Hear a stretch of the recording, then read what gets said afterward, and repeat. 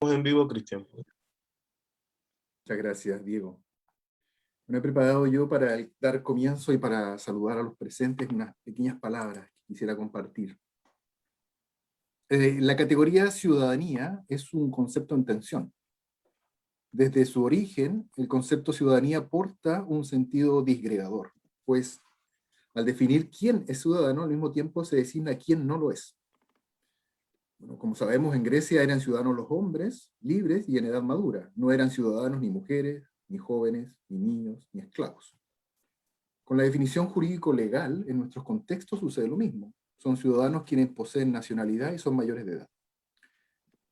Sin embargo, en estas breves palabras iniciales de saludo de nuestro Seminario Internacional Ciudadanías Alternativas, quisiera hacer notar otra tensión y disputa del concepto ciudadanía. La idea de ciudadanía posee un altercado menos evidente con la idea de pueblo.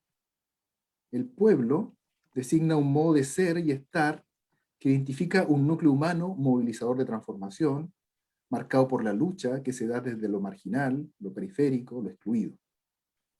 Desde la vereda del pueblo, la ciudadanía hospeda un aburguesamiento y una domesticación, ¿no?, por parte del sistema. Y aunque esta crítica a la categoría ciudadanía puede apuntar a una línea de flote, pienso que todavía es un concepto preferible en el andamiaje político y en la orgánica democrática. ¿En qué sentido? Desde mi punto de vista, la idea de ciudadanía tiene la cualidad, permítame una imagen tal vez menos académica, de emparejar la cancha dentro de los complejos equilibrios de poder. La categoría ciudadanía, desde mi punto de vista, ¿no?, faculta la horizontalidad que permite el diálogo de tú a tú con las estructuras de poder institucionalizadas. Mientras que el pueblo lo tiene un poco más difícil, porque la categoría pueblo es sujeto de un prejuicio, marcado por el orden jerarquizado y de histórica desvalorización fundada en la eterna dialéctica del amo y el esclavo, del dominio y la servidumbre.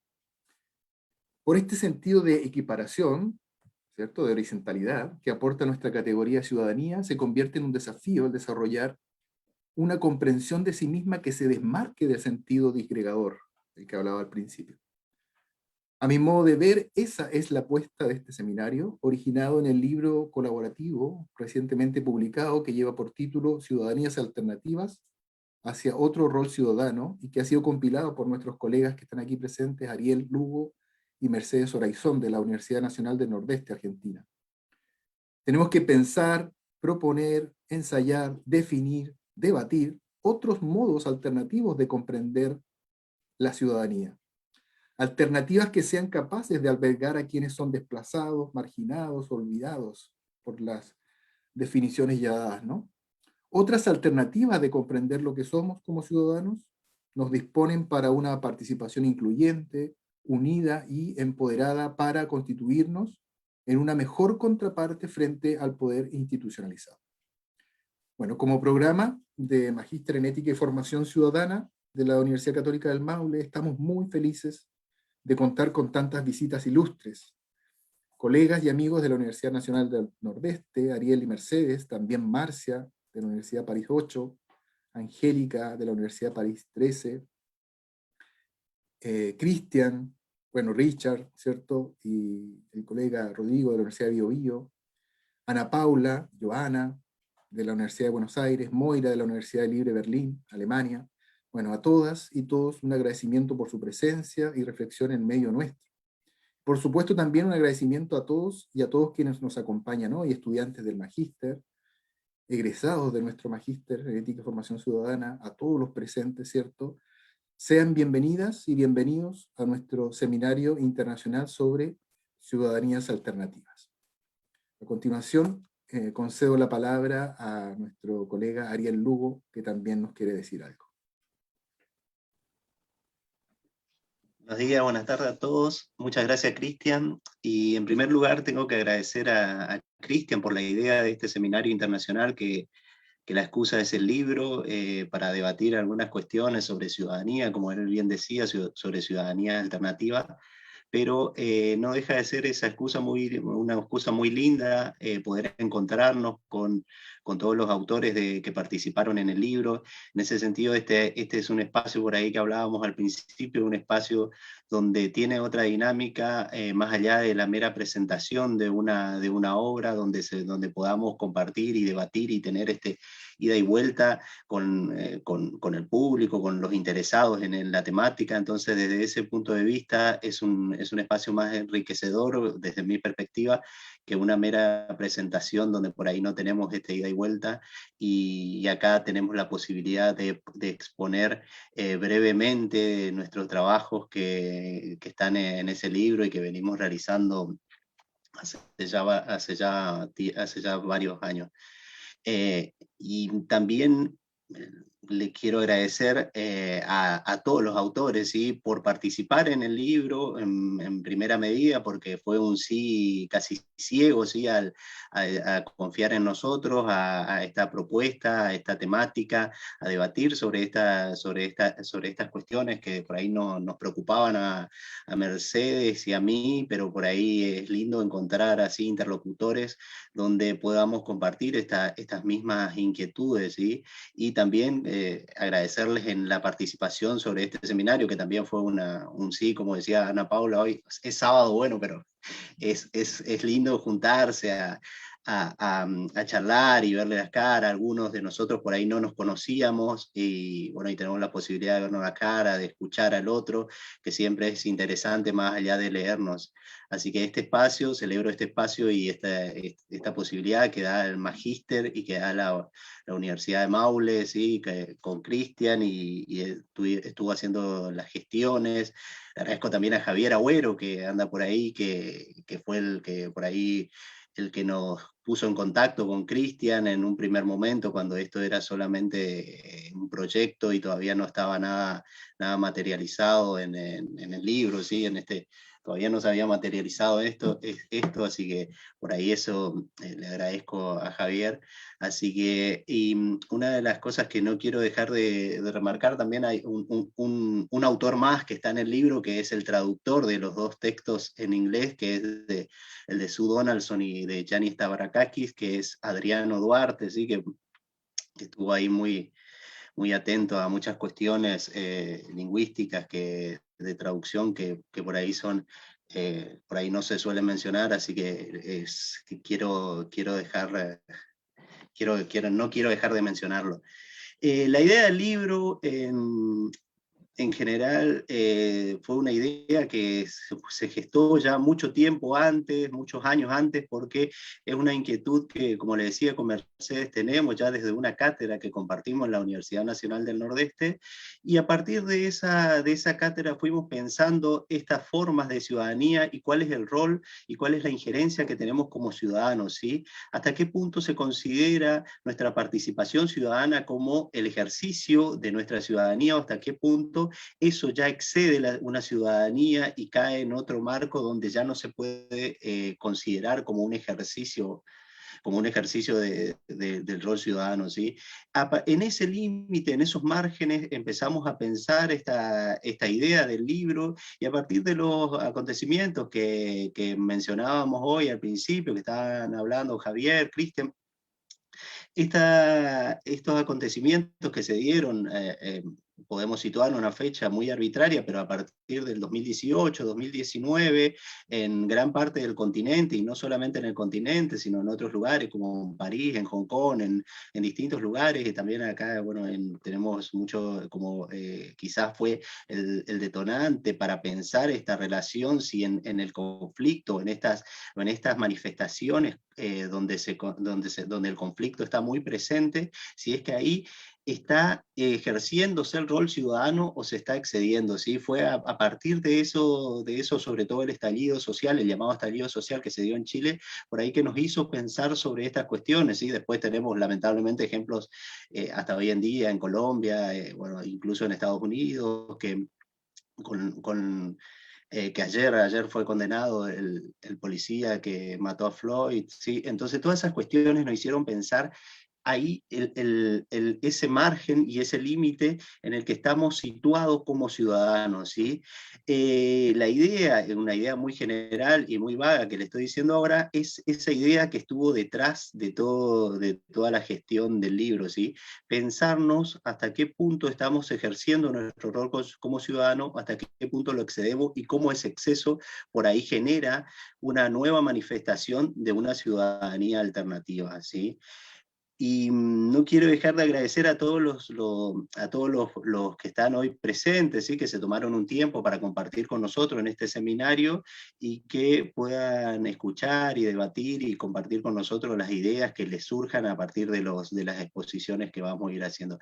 Así que nada más que eso, le quiero dar la bienvenida a este seminario y estamos muy contentos de poder estar acá hoy con ustedes. Muy bien, muchas gracias, Ariel.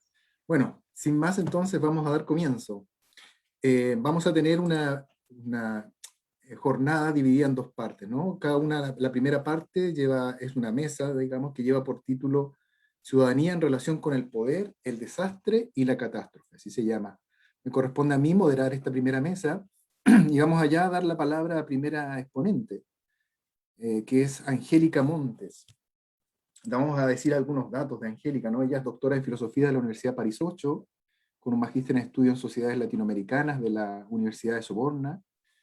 Es diplomada en filosofía por la Universidad de Cartagena, con una especialización en ética y política de la misma institución. Bueno, ella ha sido docente en Francia, en la Universidad París 13, en el Instituto Católico de París, en la Escuela Superior de Ciencias Económicas y Comerciales.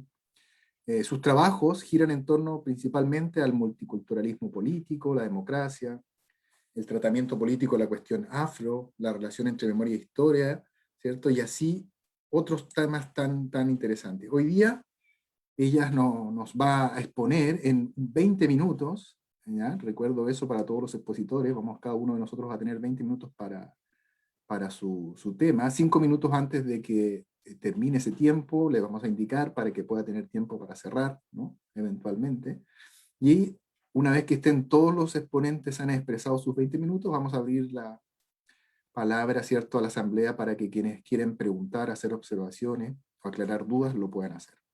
Entonces, esta primera exposición lleva por título El desastre de la política y ciudadanías en disputas, por Angélica Montes. Adelante, Angélica. Bueno, muchísimas gracias. Yo no puedo empezar sin antes agradecer bien evidentemente a Ariel Hugo y a Mercedes Horizon por esta invitación a este lindo proyecto. Siempre es lindo, aunque no nos encontramos en persona, de alguna manera ese trabajo de editores que ustedes hacen ponen a dialogar nuestros pensamientos, nuestras maneras de entender lo que ocurre o intentar entender lo que ocurre. Y también es la ocasión en el día de hoy de ver a caras conocidas y que guardo con mucho afecto. Pienso en Ana, pienso por supuesto en Javier, que conocí en otro mundo, y nunca mejor dicho, antes de la pandemia, antes de que todo eso pudiera siquiera imaginar que pudiera ocurrir. Entonces, yo voy a hacer lo más esquemática posible, Cristian, bueno, para poder respetar el tiempo que me has otorgado, que me han otorgado. Voy a primero hacer un rápido contexto para explicar un poco por qué me intereso en este tema de la ciudadanía. Luego voy a hablar un poco de manera igualmente rápida sobre qué es lo que yo llamo el desastre de la política. Y luego voy a hablar de una división en 3 tipologías de ciudadanía que yo creo que pueden entenderse hoy, sobre todo pensando en el escenario de la América Latina y el Caribe. Ustedes, bueno, no lo dijo Cristian, pero yo soy colombiana, yo soy una francesa más, pero no una colombiana menos, lo que me conduce a que siempre estoy muy interesada en lo que pasa en mi país. Y mientras escribía ese capítulo, obviamente estas cosas no ocurrían y yo estaba pensando el desastre en otros términos, pero con todo lo que ha ocurrido en más de un mes de protesta social, la cuestión de la identidad ha ocupado de nuevo un espacio importante en las movilizaciones sociales y eso seguirá nutriendo este trabajo. Pero empecemos. El contexto, yo quisiera decirles que me encantó a los dos, a Mercedes y a Ariel, esa referencia a Balibar, pensar la ciudadanía como el nombre de un problema siempre abierto y reabierto, ¿no? Que es una pequeña cita con la que ustedes inauguran la primera página virgen del libro, porque efectivamente es de lo que se trata, de lo que yo intento explicar en este capítulo. Cuando uno lee Eric Hobsbawm, todos aquí y quienes nos escuchan seguramente lo han leído, a mí siempre me ha gustado la manera como él establece que el siglo XX, perdón, fue un siglo corto y que se termina con la caída del muro de Berlín, ¿no? Y dándole vueltas a ese texto, para mí entendí, bueno, en ese momento, que en realidad nuestro siglo XXI, si nos atenemos a esa descripción cronológica de Eric Hobsbawm, no empezó en el 2000, sino que empezó en 1990.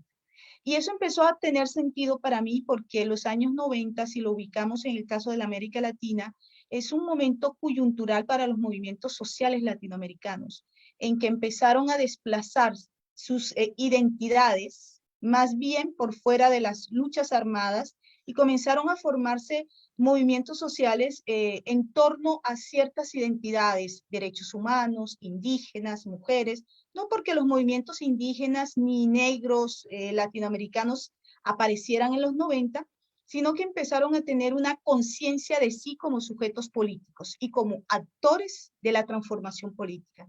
Entonces, todo eso fue como tomando sentido para mí de pensarnos el inicio del siglo XXI, no en el año 2000, sino en la década de los 90. Entonces, porque fue una década muy interesante. Ahí aparecen tres grandes discursos en el campo de la filosofía: el neocantismo de Rawls, aparece todo el discurso de la teoría comunicativa de Habermas y bien evidentemente el discurso del multiculturalismo de Taylor, ¿no? Y cada una de esas doctrinas en esa década de los 90, a su manera, incentivó una visión de confianza en la humanidad y de una capacidad para resolver los conflictos desde la razón, la comunicación, perdón, y la ética. Esos fueron como los años arcoíris, de los 1990 al 2001, porque el 2001, llega la famosa atentado a las Torres Gemelas y hay toda una reconfiguración que se opera de nuevo y la paz mundial empieza a ser de nuevo una quimera. Pero por lo menos fue una pequeña década de año arcoíris en el se creía y se tenía confianza. Incluso hasta el capitalismo, se creía que se podía negociar con el neoliberalismo, ¿no? A condición de unos mínimos de respeto, de unos principios mínimos de distribución, en fin. Entonces, ese temprano siglo XXI va a generar todo un optimismo grandísimo que rápidamente se va a, digamos, a confrontar a partir del 2001, pero sobre todo a esa inestabilidad geopolítica del 2001 con los atentados de terroristas en Nueva York, se van a ir sumando unas crisis de carácter económico. La gran crisis económica es la de subprimes en el año 2008. Y esto va a contribuir a generar una incertidumbre bastante grande en términos económicos, incluso en las grandes capitales. Y a esta incertidumbre económica, que ya viene aparejada a la incertidumbre geopolítica, se le va a sumar una incertidumbre que se ha ido nutriendo desde los discursos antisistemas, tanto las derechas radicales como las izquierdas radicales, inician todo ese proceso de muerte al sistema. ¿Y qué es el sistema? Muerte a las instituciones estatales, considerando en última que las instituciones estatales son aparatos de sometimiento, aparatos de exclusión, etcétera, etcétera. Muchos tienen razones en esas críticas. Sin embargo, a mí no me interesa hacer un juicio de valor si quién tiene razón o no tiene razón, sino más bien cómo todas estas críticas operan un desdibujamiento cada vez más grande y significativo de el rol que puede tener el sistema estatal en la organización de nuestras comunidades políticas. Esto se ha desdibujado completamente al punto que cuando uno mira en elecciones regionales específicas, cuando las izquierdas llegan al poder, yo hablo de procesos regionales en países como Colombia, incluso aquí, cuando la izquierda progresista que ha golpeado todo este estado de cosas del Estado con su crítica, llegan al poder, luego tienen un problema y es que ya han deslegitimado tanto el sistema de las instituciones que ya ellos mismos penan a poder gobernar desde esas mismas instituciones y se constituye allí una fractura porque no logran justamente generar la confianza a partir de esas instituciones que ellos mismos de alguna forma ayudaron a romper en cuanto a la confianza. Todo eso y otros elementos más es lo que yo llamo el desastre de la política, que es la primera categoría a la que hace referencia mi título, ¿no? El desastre de la política hace referencia a esas crisis económicas, esas crisis geopolíticas y esta desarticulación completa de la confianza en el andamiaje institucional del Estado, ¿no? Y esto en términos sencillos, si ustedes lo quieren, desastre de la política, hace referencia a la crisis de la democracia representativa dado los malos resultados en la gestión errónea, obviamente nadie dirá lo contrario, de la cosa pública y de las propias instituciones del Estado. Entonces, yo voy rápido sobre esa noción, eso es como para explicar un poco en ese contexto de desastre de la política, van a aparecer una serie de debates y disputas concerniente al rol de los sujetos dentro de las sociedades, ¿no? Dentro de los estados nacionales. Y yo pienso, por ejemplo, dentro de esa disputa en la democracia representativa, aparece, por supuesto, la noción de ciudadanía, ¿no? Y esa ciudadanía que parecía evidente entenderse desde el punto de vista jurídico, es ciudadano el que tiene derechos, el ciudadano el que es nacional, es ciudadano el que tiene una ciudadanía, en realidad ya no lo es del todo. Yo creo que si hacemos un zoom sobre la noción de ciudadanía, que no está sola para entender la democracia, hay que entender la democracia para mí como un conjunto, un circuito virtuoso en el que hay otras categorías distintas, perdón, además de la ciudadanía, está la libertad, la igualdad, la justicia y la ciudadanía.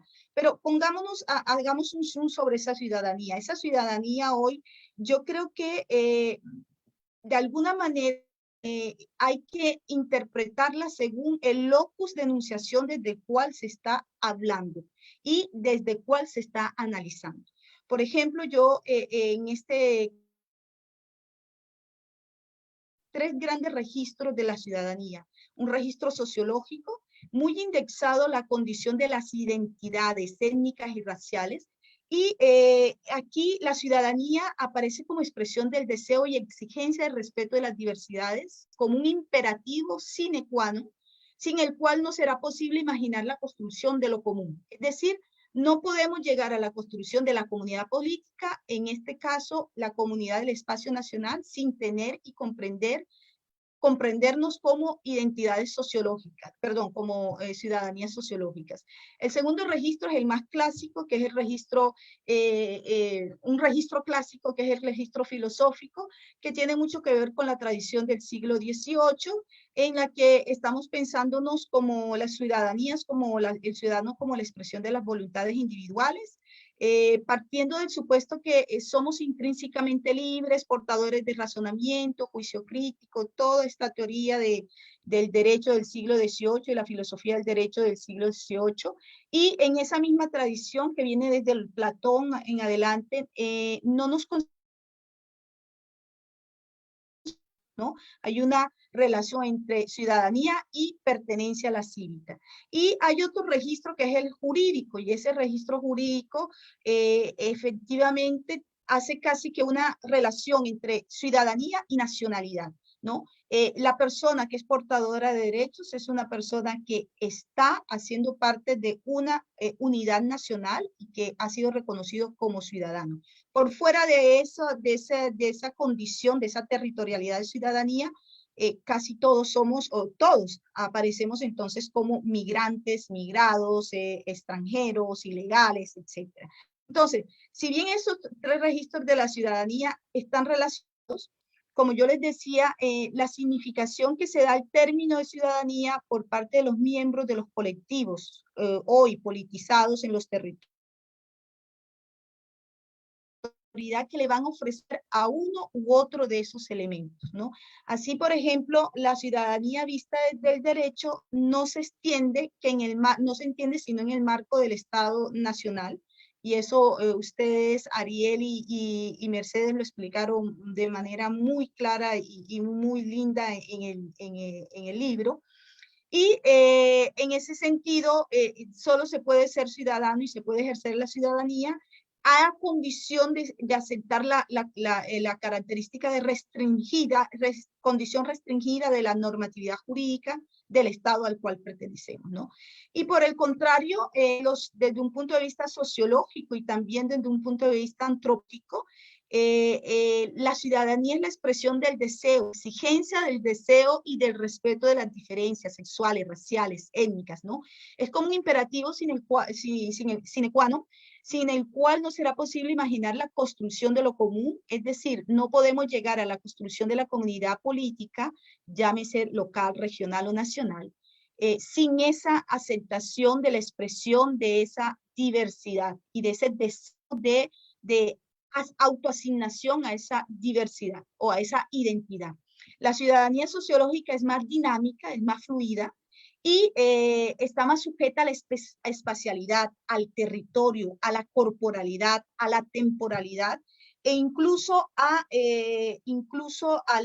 los deseos y las espiritualidades, ¿no? Entonces, hay una caracterización ahí de la ciudadanía que es muy distinta a la que se tiene con ciudadanías jurídicas y la que se tiene con una tradición filosófica de la ciudadanía que viene del siglo XVIII. Aquí la disputa, digamos que uno de los problemas que se presenta es la disputa que empieza a existir entre la lectura sociológica y antropológica de la ciudadanía con la lectura jurídica y jurídica de la ciudadanía. Es decir, habrá militantes muy comprometidos con la lectura de la ciudadanía sociológica que yo he descrito, que parecieran que no conciben la posibilidad de consolidar esa tipología de ciudadanía que en ruptura completa con el de la ciudadanía jurídica, ¿no? Que es la que propone el Estado Nacional y es el que está indexado a la condición de nacionalidad, si es ciudadano y que es nacional, ¿no? Entonces, esa disputa genera justamente una situación de fricción bastante grande en la que observa, por supuesto, una lectura del Estado, particularmente como un dispositivo biopolítico de control en el cual no es posible el ejercimiento de esa ciudadanía y por lo cual hay que de alguna manera reemplazar ese Estado y reemplazar ese sistema de instituciones carcelarias, ¿no? Y por el otro, te quedan 5 minutos. Ya me quedan 2 minutos. 5. Ah, todavía 5. Pues. Sí, okay. Sí. Y por el otro está la ciudadanía, el Estado de Derecho, y que ven esas ciudadanías sociológicas una irrupción peligrosa, ¿no? Una irrupción que viene a perturbar el orden de la democracia, que viene a convertirse en una amenaza y que por consiguiente va a intentar de alguna manera redisciplinar, ¿no? Entonces hay una disputa entre estos dos sectores, los que defienden la única manera de habitar la ciudadanía, que es a través de esas identidades, y aquellos que se atrincheran en una lectura meramente jurídica de la condición de posibilidad de existencia de una ciudadanía. Yo creo que a eso hace alguna referencia, algún modo referencia Balibar en algunas de sus debates cuando menciona la necesidad de pasar ¿no? De ir más allá de imaginar la ciudadanía como indexada al Estado-nación, pero sin abandonar tampoco el marco jurídico institucional que le da orden a lo que llamamos hoy, digamos, lo que yo llamo, pues la comunidad política, que es el Estado nacional, ¿no? Entonces, esa, por supuesto, es una extensión de la que tú mencionabas, Ariel y Cristian mencionaban tensiones, pues es una de las tensiones que yo observo en esas ciudadanías en disputa. En el caso, y con eso termino, con un ejemplo concreto en el caso colombiano, en las últimas protestas han habido manifestaciones muy bien organizadas de movimientos sociales de gran trayectoria como las Mingas. Las Mingas son organizaciones indígenas. Los indígenas tienen un reconocimiento jurídico constitucional en Colombia que les permite tener un uso y costumbres, ¿no? Y entonces las mingas se organizan teniendo en cuenta precisamente los usos y costumbres de ahí me sonó la alarma, los usos y costumbres de esas comunidades. Y obviamente son usos y costumbres en los cuales su manera de habitar el territorio, su manera de habitar su condición de sujetos políticos no necesariamente está indexada en todo sentido a la manera como lo entiende el Estado clásico jurídico de la ciudadanía en el caso colombiano.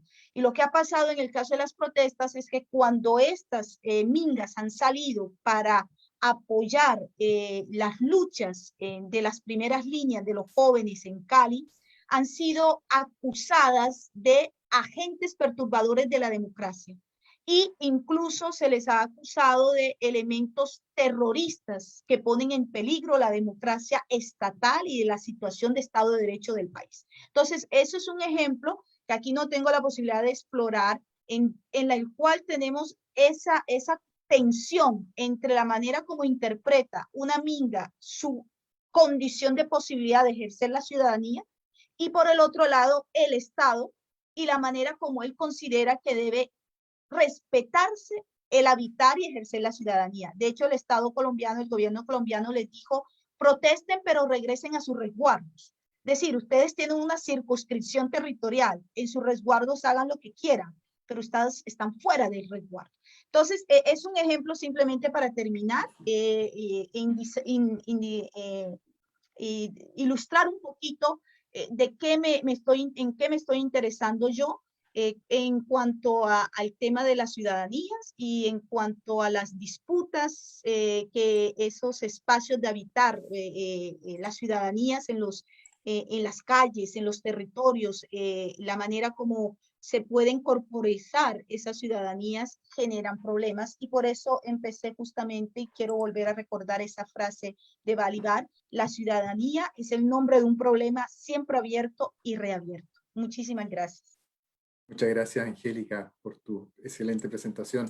Bueno, a continuación vamos a tener, digamos, la presentación de Marcia Tiburi. Ella es doctora en filosofía de la Universidad Federal de Río Grande, en do Sul. Enseñó filosofía en varias universidades brasileñas, hasta que se vio, dice ella, ¿cierto?, obligada a exiliarse, digamos, a la persecución de grupos fascistas que operaban en Brasil. O sea que hay una experiencia, digamos, vital muy importante, digamos, también en la espalda, digamos, de Marcia. Actualmente es profesora visitante en la Universidad París 8. Ella nos va a exponer un trabajo que lleva por título Código distópico, catástrofe fascista versus ciudadanía cosmopolita. Adelante, Marcia, con tus 20 minutos. Gracias, Cristian. Gracias. Ha sido un placer escuchar a Angélica. Voy a intentar exponer mi trabajo en estos 20 minutos. Me gustaría empezar agradeciendo a Ariel y a Mercedes la invitación a participar en esta importante publicación. Quiero agradecer también a Ariel por corregir y mejorar mi texto y pedir perdón por anticipación porque hablo un poco de una cosa que llamamos en Brasil de portuñol. Entonces, Ariel me ha ayudado mucho con mi texto y estoy muy grata. Me gustaría hablar un poco de las condiciones a partir de las cuales construí el texto que se puede leer en este libro que nos abre a todos las perspectivas instigadoras del diálogo. Tras estas consideraciones iniciales, me propongo seguir presentando algunos de mis problemas relacionados al tema de la ciudadanía. Quiero decir también que este texto ha sido escrito como un desahogo. Les pido perdón si suena demasiado experimental, subjetivo, también un poco melancólico, pero tenemos como debatir esto. Cuando me encontré con el tema propuesto por Ariel Mercedes, confieso que tenía las manos atadas. De un lado, el tema de la ciudadanía no era mi tema principal, verdaderamente no es un tema de mi investigación actual. Pero había algo más que me impedía de escribir, la cuestión de la ciudadanía me pareció por un rato abstracta o incluso metafísica frente al estado político actual y sin embargo también no era esto. Me di cuenta de que el tema había despertado en mí un cierto malestar, incluso un cierto temor. Poco a poco me di cuenta de que yo misma, viviendo una especie de trauma relativo a mi país, no pudiera hablar de ciertas faltas. La ciudadanía como cuestión me abrió un cierto buraco. Buraco, no sé si se dice esto en español, pero es un trou. Ahora, soy una profesora de filosofía brasileña exiliada en Francia debido a las persecuciones y amenazas de muerte sufridas desde 2018. Un año radical de la ascensión fascista en Brasil. Perdí mi país y no pude borrar el hecho de que necesitaba escribir sobre mi ciudadanía, no solo la de los demás, no solo la de todos, no solo sobre la idea o la cuestión jurídica o la cuestión envuelta en los derechos humanos. La mía posición es una posición incómoda desde la cual yo puedo hablar. Tal vez no les importe a nadie más, pero yo no puedo borrarlo en el acto de escribir. Se ha convertido esta cuestión en un lugar limitante, en una situación límite de mi escritura, yo puedo decir, para tentar explicar mi situación. Le ahorraré los horrores vividos desde entonces, pero quiero que sepan que no escribo desde un lugar fácil. Y si me quedo en Francia es porque no hay otra alternativa. Es absolutamente inviable volver a Brasil.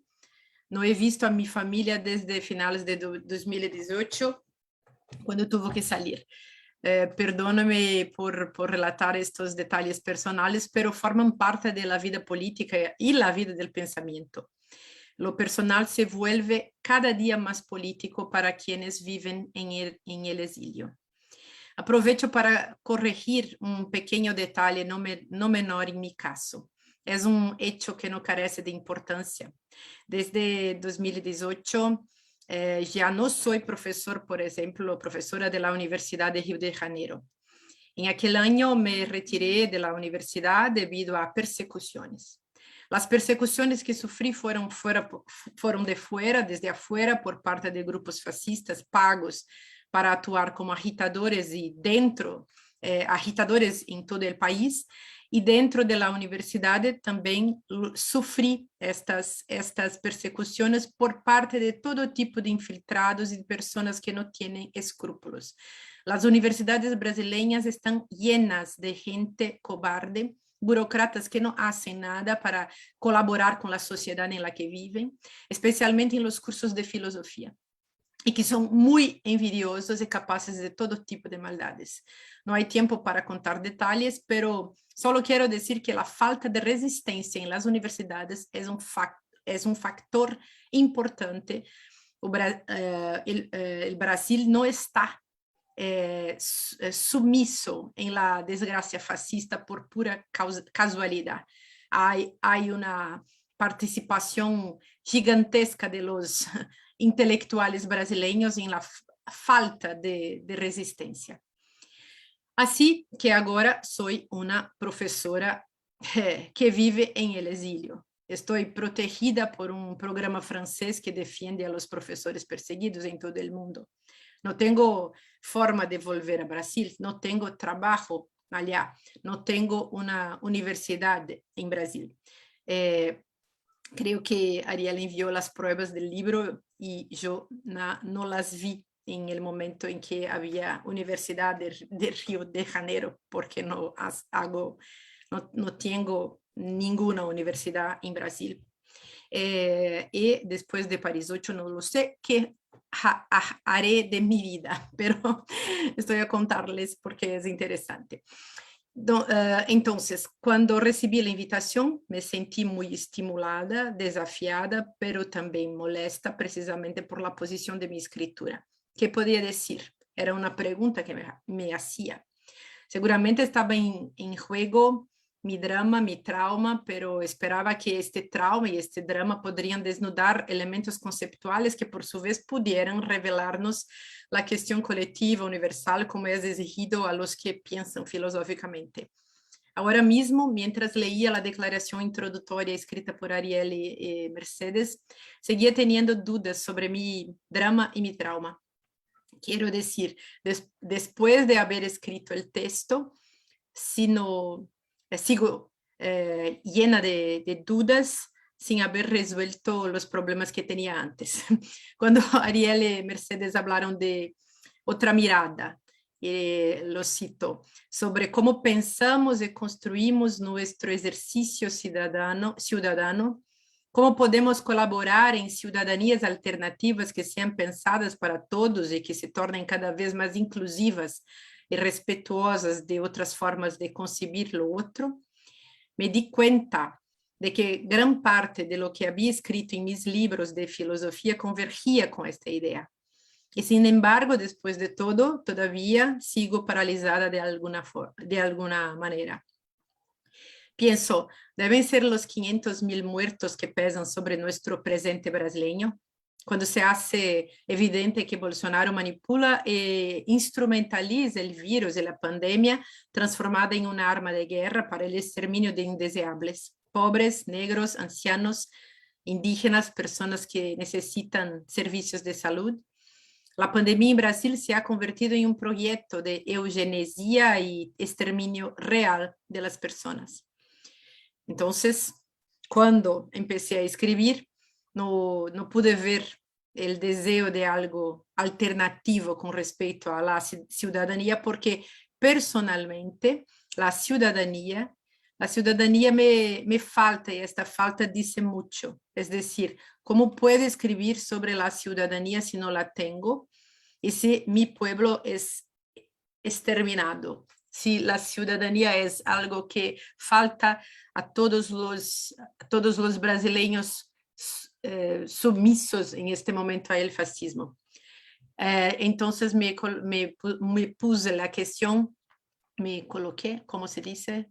Me puso la cuestión ¿qué es hablar de la ciudadanía alternativa cuando la ciudadanía ha sido robada? ¿Cómo puedo escribir sobre la ciudadanía si ella escapa, si no la tengo? Sigo después de todo, a pesar de todo esto, lo que Teodoro Adorno afirmaba como tarea de la filosofía. Hay que hablar de lo que no se puede hablar. Pero es un discurso en negativo, es un poco extraño, pero es esta la motivación. Pero debo decir también que como cualquier persona responsable no me siento cómodo escribiendo o hablando de política, tratando temas que no son muy concretos y derivados de una experiencia concreta. Existe ese trasfondo existencial en grande parte de las cosas que escribo. Y entonces, sí, por un lado, quiero decir que, como todos los que investigan, no podía hablar de un tema que no era, por ejemplo, mi especialidad. Por otro lado, quiero decir que desgraciadamente la cuestión era más grave do que no ser especialista. La pregunta sobre cómo abordar este objeto implicaba una tematización de esta imposibilidad, y fue allí donde encontré mi corte, que me permitió plantear aspectos relativos al tema de la ciudadanía, pero sobre todo entender por qué no era posible hablar de ella. Entonces me di cuenta de que en realidad no podía hablar de este objeto, no porque me sintiera distante de él, o no era una super especialista, sino porque percibía su crisis ante el problema actual, la tecnología política del fascismo. Mi reto se convirtió en cómo hablar de ciudadanía frente a la barbarie. La pregunta se convirtió después en de qué ciudadanía estamos hablando si las condiciones de posibilidad para la construcción de cualquier tipo de ciudadanía son cada vez más inhóspitas o simplemente han desaparecido. Y aquí me pareció que no podía hablar ni de ciudadanía alternativa, pero era absolutamente necesario hablar de estas ciudadanías imposibles. Como he dicho, no se puede luchar por la ciudadanía en el fascismo porque el concepto y la condición de la ciudadanía se acabó en él. Pero es preciso luchar por lo que no se puede luchar, así como es necesario hablar sobre lo que no se puede hablar. El fascismo solo proporciona una condición equivocada. Ahora pienso que se puede decir incluso implosiva o absurda de ciudadanía, que es ciudadanía, ¿cuál es la ciudadanía de los defensores antidemocráticos? ¿Qué aberración es esta? Los vínculos sociales han sido aniquilados de la política con ellos, pero por lo que ya no se puede pensar en categorías políticas comunes. Entonces, ¿qué quiere decir ciudadanía aplicada en estos contextos? Justamente, ¿qué es ciudadanía en el fascismo? Alguna cosa por la cual se lucha, es cierto. De ahí el sentido de las, vemos en Brasil, por ejemplo, una sociopatía, se puede decir, generalizada en todas las sociedades fascistas, en Brasil evidentemente, una sociedad en la cual no hay pactos, ya que no hay posibilidad de reconocer al otro como un semejante. Bajo la imposibilidad de reconocimiento, cuando se piensa en el otro como un no similar, como alguien que no tiene la condición de semejante, tenemos que nos recolocar la pregunta: ¿qué es la ciudadanía? Cuando el otro está en el punto de mira de la muerte, ¿de qué tipo de ciudadanía estamos hablando? Entonces, toda y cualquier ciudadanía parecía haber sido interrumpida bajo el signo del fascismo. Y fue entonces cuando decidí salir de la inercia mediante un salto y acabé escribiendo sobre la utopía y lo que nos impide de pensar en ella. Que la ciudadanía dependa de un mínimo denominador de utopía se convirtió en un problema a ser resolvido. Por lo tanto, escribí mi texto con este espíritu, el espíritu de la imposibilidad, de la melancolía, pero al mismo tiempo con el espíritu de la necesidad de empezar un salto. Y el tema de la utopía me ocurrió como un reto frente a un umbral. Leyendo fragmentos del libro que nos enviaron Ariel y Mercedes, me encuentro ahora con una cantidad increíble de ideas e enfoques maravillosos, realmente prometedores, y con el tiempo dirigiendo bien todo lo que dicen los autores de todos estos textos. Espero poder mejorar mi enfoque. Sin embargo, dentro de los límites de lo que tengo que decir, haré mis colocaciones a partir del texto publicado, buscando rediscutir lo que yo misma he escrito. En mi aproximación a la ciudadanía, sentí la necesidad de preguntarme por el mundo en el que queremos o podemos ser ciudadanos. Esto requería alejar el foco del sujeto y de los derechos y pensar en el contexto, en el entorno, en una palabra, en el mundo, como disposición, un término que significa una disposición simbólica y concreta en la que nos situamos como ciudadanos. Todo ciudadano es ciudadano de algún lugar. Lo sentí mucho cuando salí de Brasil y tuve que lidiar con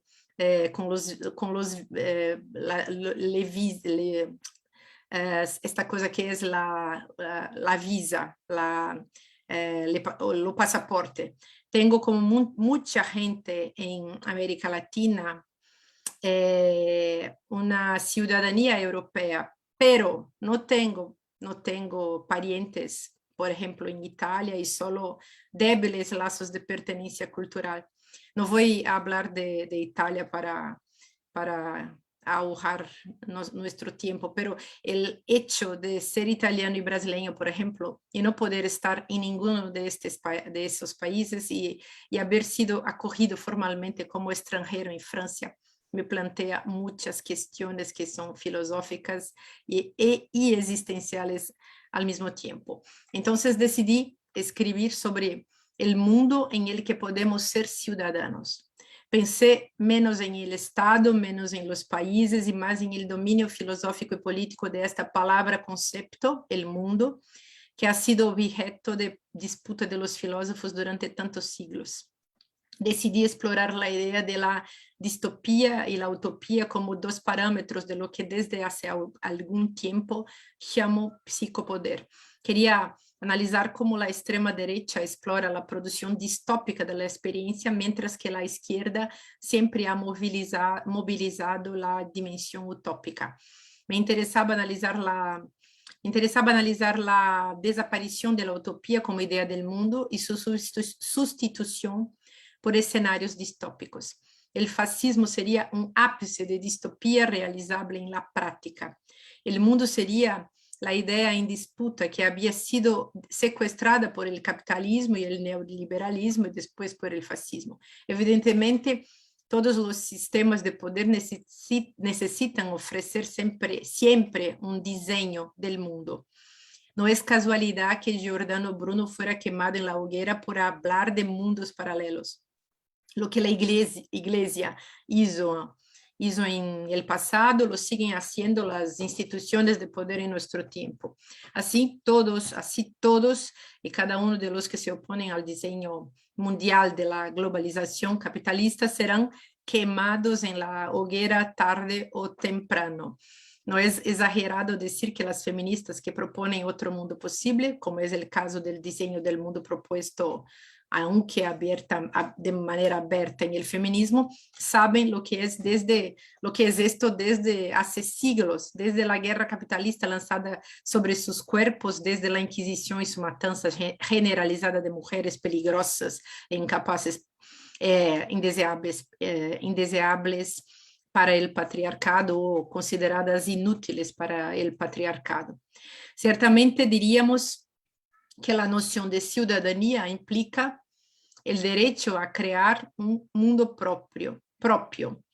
Pero sabemos que el capitalismo es una fábrica de colonización de territorios, cuerpos y mentes y que crea subjetividades que fabrican mundo y mundos que fabrican subjetividades. En este sentido, distopía y la utopía son formas narrativas que derivan de energías psicopolíticas que de vez en cuando salen a la superficie a través de procesos de manipulación discursiva. Creo que es necesario liberar la capacidad utópica del ser humano para que deje de repetir mundos como si fueran nuevos. La utopía es una energía política que subyace a la transformación social.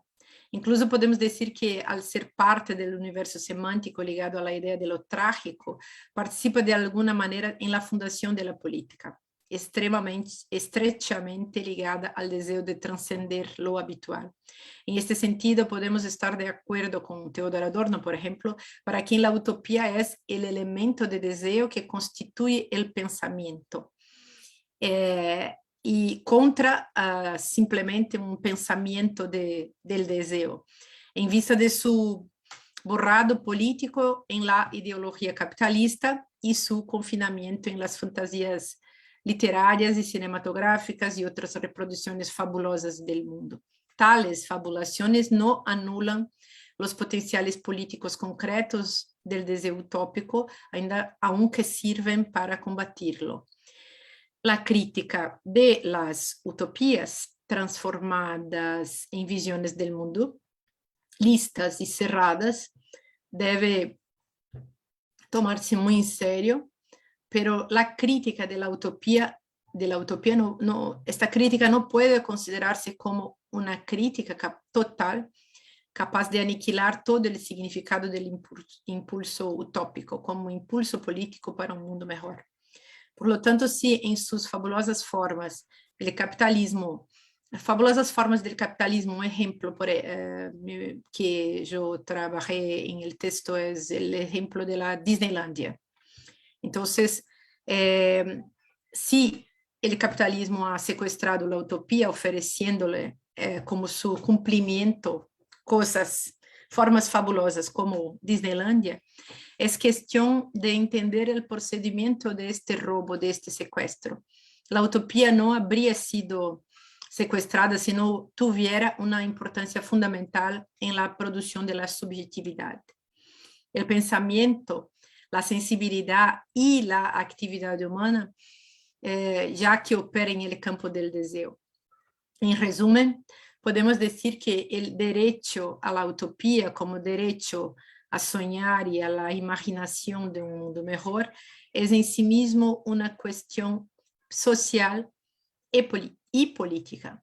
Es en este sentido que hago la pregunta sobre el potencial del pensamiento utópico en la transformación política. Creo que es esto que tengo a decir y creo que utilicé 10 minutos o 15 minutos en el máximo, pero prefiero parar por aquí y dejar el tiempo que tenemos después para el debate, porque es esto que tenía a decir. Muchas gracias. Bueno, muchas gracias a ti, Marcia, por tu intervención, y efectivamente estás muy bien dentro del tiempo. No quería interrumpirte, entonces tampoco alcancé a avisarte, pero está perfecto. Muchas gracias. Gracias, muchas gracias. Bien, y vamos entonces a la última presentación de esta mesa, que está a cargo de Ariel Lugo y Mercedes Corazón, de la Universidad Nacional del Nordeste. Vamos a decir también algunas palabras de nuestros invitados. Ariel es magíster en Ciencias Sociales y Humanas, con orientación en Filosofía Social y Política por la Universidad Nacional de Quilmes, es licenciado y profesor de Filosofía por la Universidad Nacional del Nordeste. Él actualmente está haciendo su doctorado en Filosofía en la Universidad Nacional ahí del Nordeste, es docente, investigador en la universidad también allí, trabaja también en la Universidad Católica del Salta como investigador y en la Universidad Católica de Misiones. En el caso de Mercedes, a ver, que se me va aquí el nombre, Mercedes es doctora en Filosofía y Ciencia de la Educación por la Universidad de Barcelona y licenciada en Ciencias de la Educación por la Universidad Nacional del Nordeste. Es profesora titular de la Cátedra Seminario de Deontología del Departamento de Filosofía de la Facultad de Humanidades de la Universidad Nacional del Nordeste. En esta ocasión, la presentación que nos van a compartir lleva por título Pensar la ciudadanía como una alternativa a otra. Adelante, Mercedes, Ariel.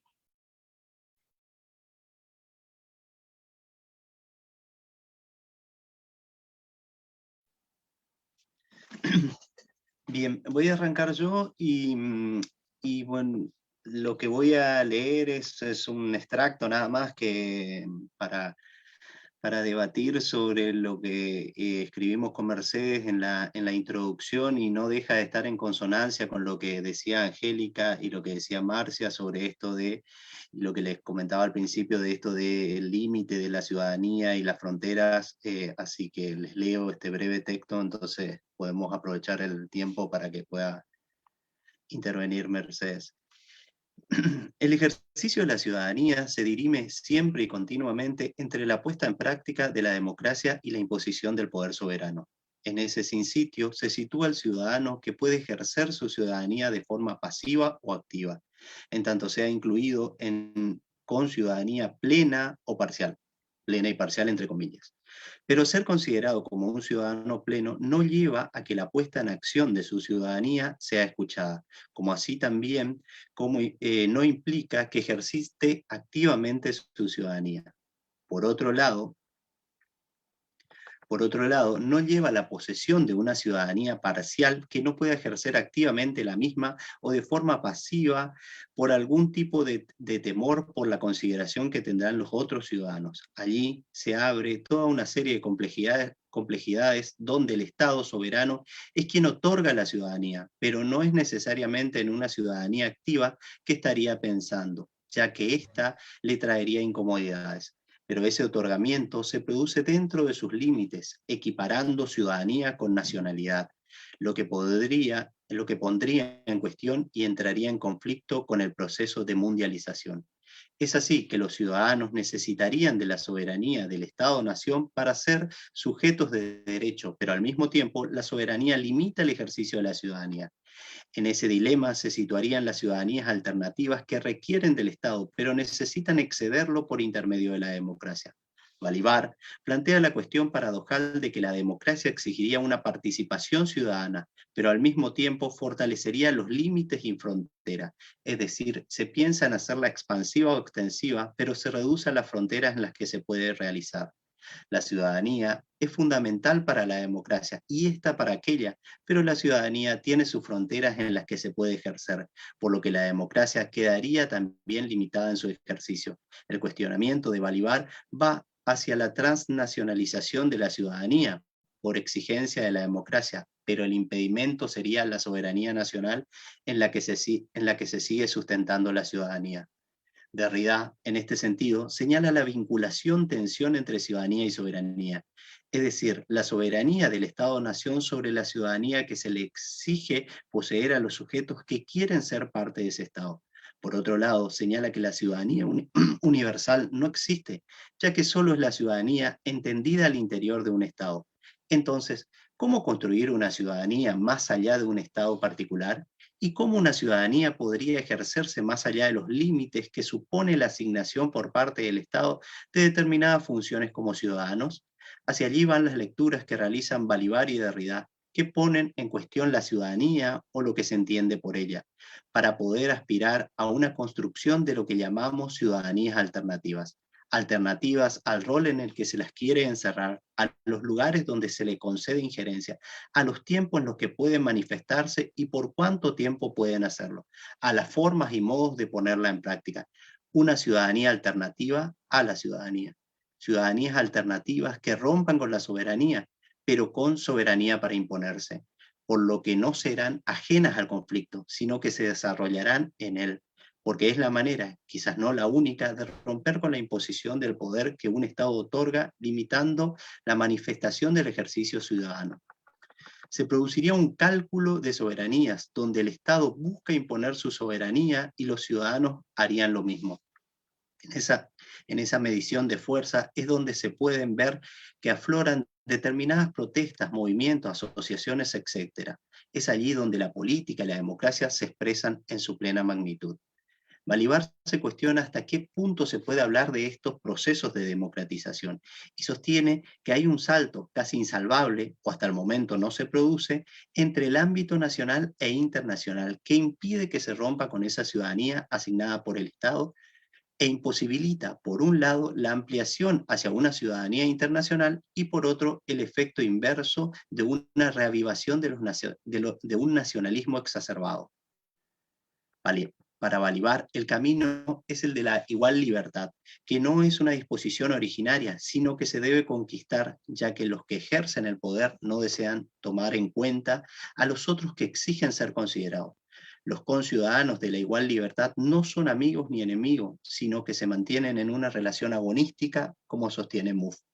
Bien, pero esa relación tensión no siempre es percibida como tal y se tiende a tomarla como lucha contra enemigos y las protestas muchas veces se la ve como un atentado a la ciudadanía, pero obviamente entendida desde el rol acotado que otorga el Estado, por lo que se convierten esos procesos conflictivos en luchas por la defensa de la ciudadanía estatal, de un lado y por otro de la ciudadanía entendida como defensa de lo que se considera propio o desde la igual libertad o la construcción del porvenir de la democracia. Pero la cuestión está lejos de ser sencilla, porque hay múltiples movimientos al interior, como son las inclusiones exclusivas, que ingresan al sistema a los excluidos, pero en tanto permanezcan en su condición de tal. Es decir, el capitalismo ha posibilitado que puedan ingresar en su sistema productivo de explotación, pero sin que pudieran obtener derechos como ciudadanos. Podríamos hablar de una ciudadanía económica que no incluye otros derechos y eso permite que se los incorpore porque no pueden reclamar por derechos que nunca se le han otorgado. La contradicción inmanente de una ciudadanía universal y exclusiones internas a cada Estado. Para poder adentrarnos en las discusiones sobre la ciudadanía y sobre la complejidad que se presenta al interior de la misma, donde no es una mera oposición y una abierta exclusión, sino que podríamos decir que se producen microexclusiones que dan lugar a la resistencia, pero que ser reconocidos legal y jurídicamente por un Estado no siempre otorga los mismos derechos a todos, como se puede comprobar en la práctica. Esas microexclusiones otorgan siempre la posibilidad de una inclusión excluyente, donde se puede tomar como argumento en contra de aquellos que rompen o intentan romper con el lugar concedido por un Estado, y del cual no se deben apartar. Incluso no deberían hacer uso del derecho a la resistencia, ya que eso podría ser usado como justificación para ir contra ellos. En muchos casos, la ciudadanía no otorga el poder del ejercicio de la misma, por paradójico que resulte. Solamente una parte más para dejarle el tiempo a Merced. Se abre otra cuestión inmensa y compleja que es la utilización de la ciudadanía de los que se consideran a sí mismos como ciudadanos con plenos derechos y alejan con microexclusiones a los ciudadanos que no alcanzarían esa categoría. Extranjeros, ciudadanos no nativos, personas que persiguen un plan, etc. Estas disputas se producen al interior del Estado, pero no son contra él, sino que son entre los ciudadanos por el derecho a la ciudadanía, por quienes pueden obtenerlo y quienes no, quienes lo obtienen, pero no en plenitud. En esas concesiones está presente el factor tiempo, que es determinado por lo que se tolera al otro, ya sea por una necesidad que haga el trabajo que uno no quiere realizar, que estudie o trabaje, pero que luego se marche. Aquí funcionan y se muestran en toda su ferocidad las microexclusiones de las que hablábamos, porque el Estado puede conceder la ciudadanía, pero será revalidada por los conciudadanos y llevará implícita una mirada controladora y de sospecha por cualquier puesta en práctica de esos derechos otorgados como ciudadanos. Ciertamente que a partir de aquí se puede hablar de ciudadanías alternativas que van en contra de lo establecido, pero sustentándose en la legitimidad de la institución de la que parten. Esta complicación de la lucha y la ciudadanía es lo que se busca desunir para que la ciudadanía no refiera a la lucha, sino que se conforme con acatar las normas. Pero ese exceso es lo que hace que la ciudadanía sea entendida como ejercicio ciudadano y la democracia como una lucha por democratizarla constantemente. Bien, hasta ahí le doy la palabra a Mercedes.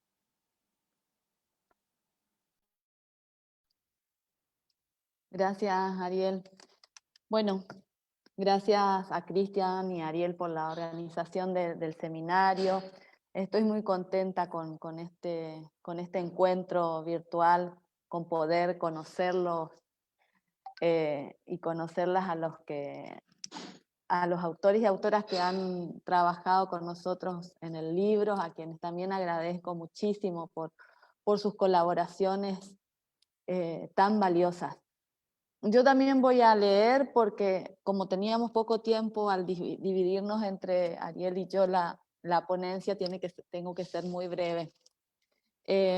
Voy a retomar muchas de las cosas que se dijeron y de las que dijo Ariel. Como venimos viendo, el concepto de ciudadanía está siendo puesto en cuestión desde marcos conceptuales que, entre otras cosas, discuten las categorías del pensamiento occidental, moderno, capitalista y patriarcal. Desde estos contextos, la ciudadanía es entendida como una clasificación normativa que excluye a amplios sectores, distorsionando o silenciando sus voces. Por ello, nos interesa pensar en la construcción de las subjetividades políticas que irrumpen al margen de las estructuras y sistemas políticos institucionalizados. La de los y las que no son reconocidos y reconocidas como ciudadanos y ciudadanas, o con una ciudadanía plena, como dijo Ariel. O la de los y las que, por no pertenecer a un Estado, se hallan ausentes o incontados, incontadas en el otorgamiento de derechos. De allí que el objetivo sea interrogarnos y problematizar los lugares, las estrategias y las resistencias que van configurando otras subjetividades políticas, entendiendo que la institución de la ciudadanía moderna queda estrecha y anacrónica para encarar estas tareas. Justamente porque desde esta categoría, las prácticas políticas de reivindicación y lucha de sectores mayoritarios de la población de América Latina son invisibilizadas o consideradas anómalas en relación con el orden social y político establecido por la misma.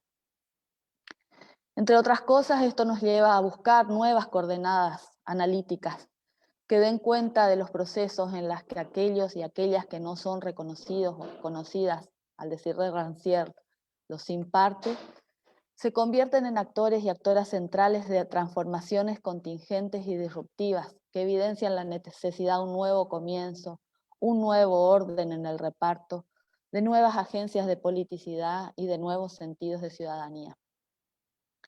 Esto me interpela de manera muy cercana porque desde hace más de 5 años trabajo en un proyecto de acompañamiento reflexivo de una mesa de gestión en un centro comunitario de la ciudad de Corrientes, donde vivo, que está localizado en un barrio periférico caracterizado por una alta vulnerabilidad social.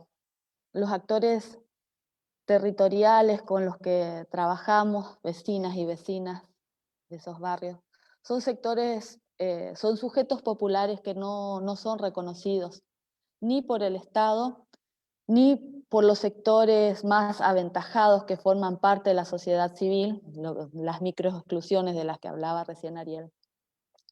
No son reconocidos, decía, como ciudadanos competentes y autónomos. Entonces, me parece muy relevante y oportuno recuperar el pensamiento de Chatterjee, quien creo que es un autor que nos permite desarticular estas miradas de menosprecio, desvalorización y falta de reconocimiento de los sectores populares en tantos sujetos políticos. Chatterjee advierte que la fragmentación que opera en las sociedades postcoloniales ha ido erosionando los fundamentos morales de la política y la ciudadanía moderna, las ideas, por ejemplo, de democracia participativa y de soberanía popular activa.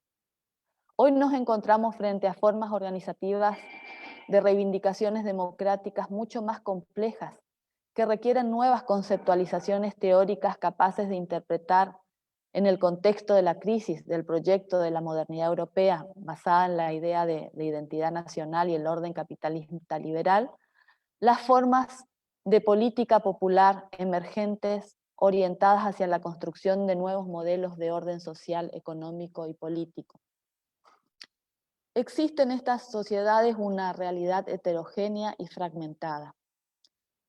Acá abro una cita de Chatterjee.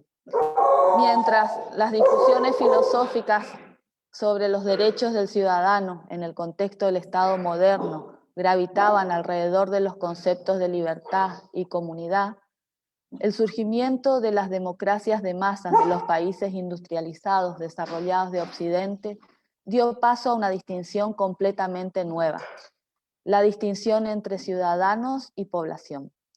Los ciudadanos habitan el dominio de la teoría, los grupos de población el dominio de las políticas públicas. A diferencia del concepto de ciudadano, el concepto de población es totalmente descriptivo y empírico. No trae ninguna carga normativa. Los grupos de población son identificables y clasificables y descriptibles mediante criterios empíricos o bien atendiendo a su comportamiento y abierto a técnicas estadísticas. A diferencia de los ciudadanos que gozan de iguales derechos y son considerados miembros de la sociedad civil, las poblaciones ubicadas dentro de la jurisdicción territorial del Estado son atendidos y controlados por diversas agencias gubernamentales. La historia política del capitalismo ha sobrepasado los límites de la teoría política liberal, ubicándose en una nueva dimensión, la de las tecnologías de gobierno. Las mismas no cimentan su legitimidad en la participación de los ciudadanos en las cuestiones del Estado, sino su papel de garante y proveedoras de bienestar en la población. Las relaciones que entabla con los sujetos no se orientan a partir de la discusión democrática, sino de una racionalidad de cálculo instrumental costo-beneficios. De esta manera, el quehacer del gobierno ha ido quedando al margen en la práctica de cualquier vínculo con lo que ha sido considerado tradicionalmente lo político. Sin embargo, para Chatterjee se trata de un dominio político diferente, que establece otro tipo de relaciones y que configura lo que él llama la sociedad política. Lo interesante del planteo de este autor radica en la posibilidad de pensar las formas de subjetivación política de las poblaciones, categoría en la que se incluyen la mayoría de los habitantes de los países del tercer mundo, que pueden ser consideradas, al decir de Chatterjee, solo tenuemente o incluso ambigua y contextualmente portadores de derechos ciudadanos en el sentido imaginado por la Constitución. En este marco de análisis proporciona un conjunto de conceptos alternativos a las categorías modernas de nación, sociedad civil y ciudadanía, que solo se aplican a la historia de los países centrales. En los países periféricos no es el ciudadano liberal y moderno el centro de la política, lo son las poblaciones heterogéneas, las comunidades, los colectivos que reclaman por servicios y asistencia, por derechos por fuera del derecho.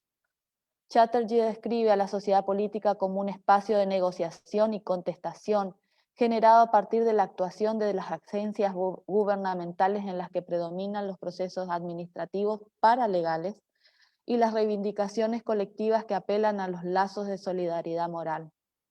Nuevamente abro una cita de Chatterjee. Es aquí donde podemos observar una lucha por el reconocimiento de derechos, que va más allá de lo meramente formal. En la mayor parte del mundo es en la sociedad política donde podemos discernir el horizonte histórico de cambio asociado con la modernidad política. Es a través de la lucha cotidiana por los derechos legales y los derechos adquiridos cómo se pueden producir a largo plazo redefiniciones sustanciales de la propiedad y de la ley en el ámbito del Estado moderno realmente existente. En su concepción de sociedad política, cerré la frase, perdón, Chatterjee reconoce que los pobres y desfavorecidos despliegan un conjunto de acciones a las que podemos entender como nuevas estrategias que configuran ciudadanías alternativas. Muchas veces estas acciones llevan a forzar o eludir las reglamentaciones, ya que los procedimientos existentes implican su exclusión y marginación. Los pobres y marginados no se movilizan como miembros de la sociedad civil porque en ella son vistas como subalternos, es decir, sin capacidad para gobernar, como gobernados. La posibilidad de acción política se abre en la sociedad política cuando asistimos a movilizaciones exitosas que aseguran los beneficios de los programas gubernamentales para grupos de población sin ningún privilegio. En el ámbito de la sociedad política, de los grupos de población ubicados en la jurisdicción territorial del Estado, pero no incluidos en las instituciones del Estado, es donde se plantean demandas de bienestar que no pueden ser justiciables y es en donde se dirimen los procesos actuales de subjetivación política. La fuerza de impulsos democratizadores para lograr nuevas formas y prácticas democráticas a nivel global vendrá, según Chatterjee, desde la sociedad política, organizadas en comunidades fundadas en solidaridades morales y capaces de negociar constantemente por su bienestar en su hábitat, suponiendo un conjunto en las estructuras y estrategias de políticas públicas. Cierro ya. Desde este marco creo que puede volverse sobre la ciudadanía para despojarla del sentido instituido por la modernidad y el capitalismo, un sentido que, como estamos viendo, instaura un orden social claramente excluyente. Para pensarla, albergando otras comprensiones, otras racionalidades y otras ontologías políticas. La ciudadanía es una categoría que aparece ausente en muchas lecturas críticas de la filosofía contemporánea, o incluso en el pensamiento crítico contemporáneo latinoamericano, justamente por estas deficiencias y limitaciones que venimos señalando. Pero nuestra propuesta es reinsertarla en estos debates desde una perspectiva problematizadora, contingente y siempre abierta a las alternidades. Gracias. Muchas gracias, Ariel, Mercedes, por su excelente presentación también, justo en el tiempo, no ni siquiera tuve necesidad de darles un aviso. Así que muchas gracias por eso. Esa es la ventaja de escribir. Y lo que Sí. no falla nunca es que cada vez que yo tengo que hablar, mis perras se ponen a hablar. No, sí, ha querido intervenir, se la ha escuchado Sí, perfecto. también quieren participar. Bien, entonces en este momento vamos a abrir, digamos, la posibilidad de dialogar con los participantes. No sabemos, digamos, cuál será el interés, si será muy grande, digamos, de todos quieran hablar, pero por lo mismo, para que ojalá pudiéramos, en el poquito tiempo que tenemos, todos tuvieran al menos la oportunidad de decir alguna cosa, pedimos por favor ser muy sintéticos en sus observaciones y en la pregunta fundamentalmente, indicando a quién quieren dirigir la palabra, ¿cierto? O a quién quiere dirigir su pregunta. Es decir, tratar de ahorrar la explicación e ir inmediatamente a la pregunta para así facilitar la participación en la medida de nuestras posibilidades. Así que dejamos abierta la mesa. Buenos días, profesor. Buenos días. Adelante, Julio. Al punto, Julio, al punto. Sí, no, se lo entiendo, no se preocupe. Buenos días a todos los expositores y a toda la gente del seminario. La pregunta que surge tiene que ver con lo que expuso la profesora Marcia, pero más que nada va dirigida a todos. Y tiene que ver con lo siguiente. Ella esbozó que para pensar en ciudadanía siempre es resquicios metafísicos que de alguna forma u otra separan pensar en la ciudadanía. Y más bien también tiene que ver con ese proceso de cómo la ciudadanía se construye de forma excluyente y cómo de una forma u otra también ha sido una mirada segregadora desde ese atisbo de una conciencia feligrés en ese respecto. Entonces, pues bien, si todo lo que hemos visto ahora, de ese estado de sección, quiero convidar a los expositores a pensar, si esa ilusión que genera un Estado, de alguna forma podría revalidar una conciencia, primero, de base política, para después revalidar todo un proceso ciudadano que siempre ha estado en otro estado, en estado más de la fáctica, de la propuesta, porque nuestros países latinoamericanos se formaron con personas de alta alcurnia. Nunca se pensó en el pueblo como plantea el profesor Cristian en la introducción. Esa es mi pregunta. Muchas gracias.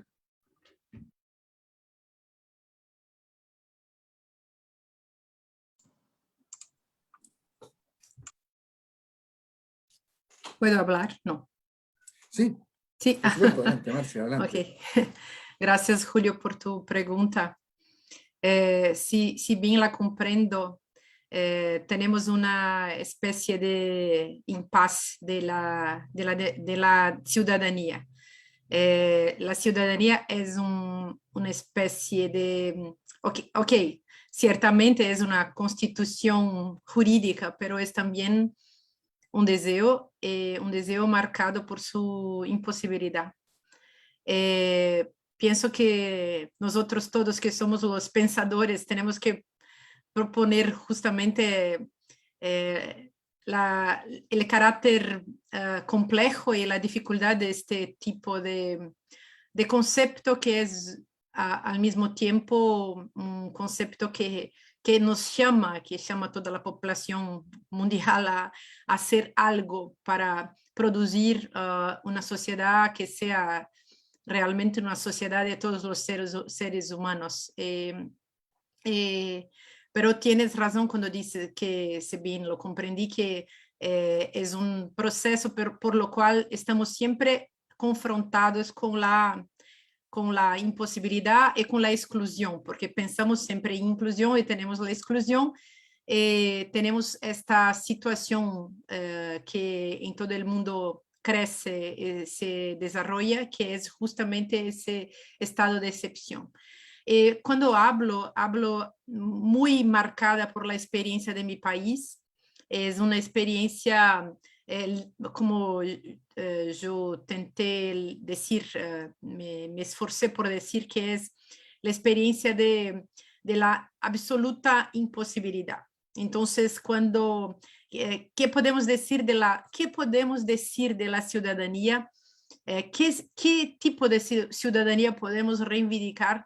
Yo pienso que no podemos reivindicar nada, tenemos que hacer alguna revolución, no tenemos que reivindicar. ¿Qué puedo yo reivindicar a los fascistas de mi país, a la extrema derecha? ¿Qué puedo yo reivindicar a Bolsonaro, que me ataca personalmente a veces en las redes sociales? Es algo un poco exagerado porque soy apenas una profesora de filosofía, pero hablo mucho de mi propia condición como el lugar, el locus, como ha dicho Angélica, a partir del cual nosotros todos estamos implicados en estas cuestiones que son evidentemente mundiales y colectivas y universales, pero pienso que tenemos que, en tanto que intelectuales que somos, profesores, siempre participar de la tensión, experimentar la tensión y,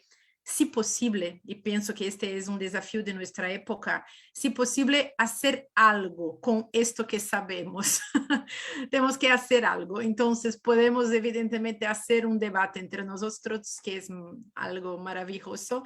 Podemos escribir un libro, que es maravilloso porque expande los horizontes de todas las personas, de nosotros, nuestros estudiantes y otras personas, pero tenemos que encontrar otras alternativas aún más políticas que las que tenemos en este instante. Entonces, no lo sé si puedo con esto que te digo responder cualquier cosa que sea tu verdadera y profunda demanda, pero es lo que me suscita en el momento en que te escucho. Entonces, agradezco mucho por tu colocación. Muchas gracias, profesora. Tal vez damos la palabra a Javier y a ver si Angélica, Ariel, Mercedes también puede intervenir. Javier, adelante. Después vamos a dar la palabra a Gerardo, que ha pedido por chat la palabra. Sí, muchas gracias. Primero, muy rápidamente, saludarlos a todos, saludarlas, especialmente a Ariel y a Angélica, la que conozco, como bien decía, en otro mundo. Y bueno, son grandes amigos, ¿no? La pregunta es para todos, en realidad, porque me asalta toda vez que hablamos de ciudadanía, y pienso, por ejemplo, en Hannah Arendt, una de las pensadoras quizás que durante el siglo XX más reflexionó sobre esta noción, cuando nos señala que efectivamente la noción de ciudadanía es previa al Estado-Nación, ¿no? En el sentido que ya en la Grecia clásica había una noción de ciudadanía muy antigua. Y, por ejemplo, durante el siglo XIX la noción de ciudadanía estuvo más bien anclada en las revoluciones o en las guerras que en las instituciones puramente o propiamente democráticas, ¿no? Por lo tanto, la ciudadanía recobra o adquiere sentido, o más bien resignifica, dependiendo efectivamente del contexto y el ecosistema histórico en el cual se instala la palabra y se tensiona la palabra. Mi pregunta en esa línea. Entrado ya el siglo XXI, pasado 2 décadas ya de entrado al siglo XXI, y asumiendo un poco o intentando dar cuenta de las revueltas, por decirlo de algún modo, que hemos visto en Chile, en Colombia, en Hong Kong, en diferentes partes del mundo, donde la ciudadanía parece ejercerse por fuera de los márgenes institucionales también y no dentro de ellos, es decir, por fuera de las instituciones puramente democráticas. ¿Sería posible hablar algo así como de una ciudadanía post-democrática o una ciudadanía post-política? Eso es. Muchas gracias y un abrazo nuevamente.